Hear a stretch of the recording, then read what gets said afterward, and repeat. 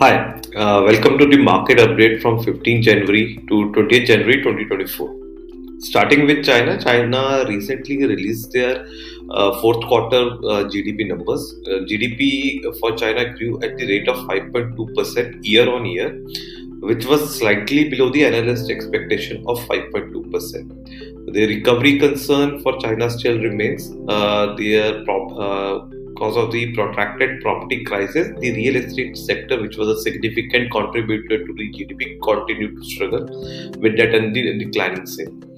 The consumer sentiment and business confidence is still sluggish even after lifting of the zero COVID restriction. The confidence in spending and investment has not come back.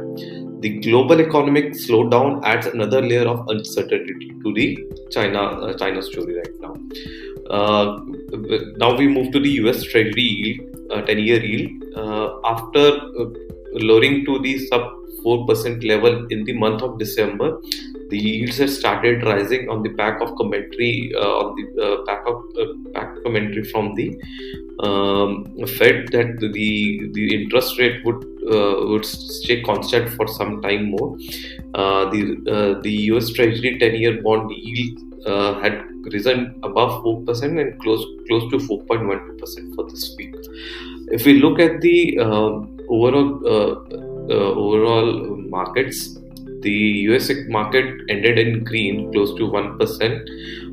The European market were weak, where they lost about 2 to 3% for the week. Asian market was also down for the week, with the China losing the most, and the only country to end positive for the week was Japan. If we'll move to the oil prices remained close to the last week prices of 78.63 barrels. The gold prices prices for 24 karat gold was 61,988 per 10 grams.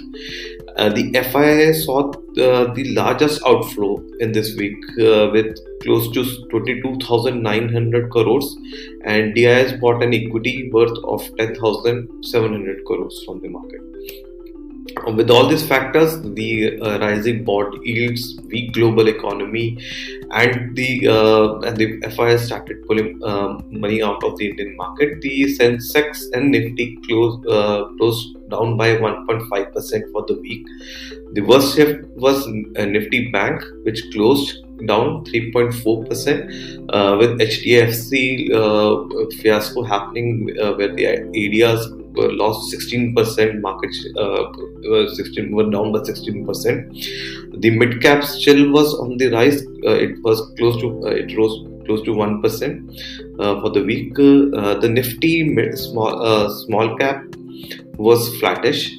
Now, if we look at the valuation, with the recent results of few companies that came out, Nifty 50 trailing P reached 22.7, which is below 5 years and 2 years average.